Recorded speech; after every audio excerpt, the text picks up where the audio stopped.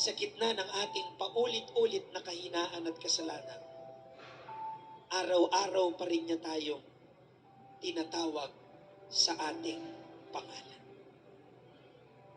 Napakabuti ng Diyos. Napakabuti niya sa ating pamayanan sa Couples for Christ.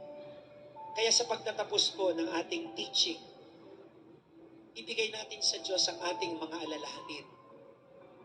My dear brothers and sisters, don't stress out yourself. Ask me why. Because this is not your work. This is God's work. And don't forget that God is a sovereign God. He knows what He is doing. Imagine, He called you. He knows what He is doing. And this is what is God telling us as we end this teaching. Be still and know that I am God. Akong bahala sa pamayanang ako ang nagtatag. Ako ang bahala sa iyo dahil ako ang tumawag sa iyo. Ngayon, ang inaatake ni Satanas ay pamilya. Ang inaatake ni Satanas ay ang tahanan ng pundasyon ng pamayanan at simbahan.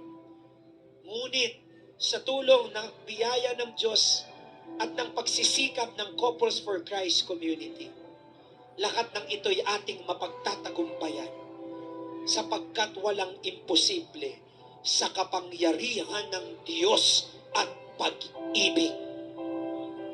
Lahat ay posible.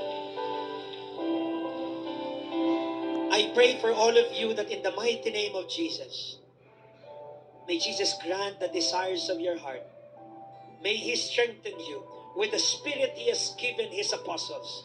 The Spirit that made them bold and courageous. The Spirit that taught them to speak in languages that people will understand. The gifts that the Lord has given His apostles. I claim in the mighty name of Jesus that He empowers you with His strength, with His power.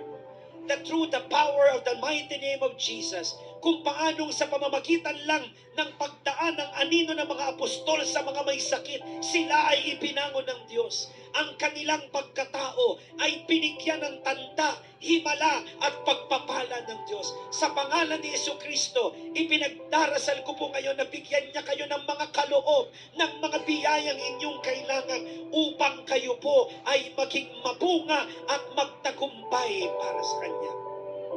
Lahat ng ito ay hinihiling natin sa matamis at makapangyarihang pangalan ni Jesucristong tumawag sa ating lahat. And everybody say, Amen. In the name of the Father, and of the Son, and of the Holy Spirit. Amen. Maraming salamat mga kapatid.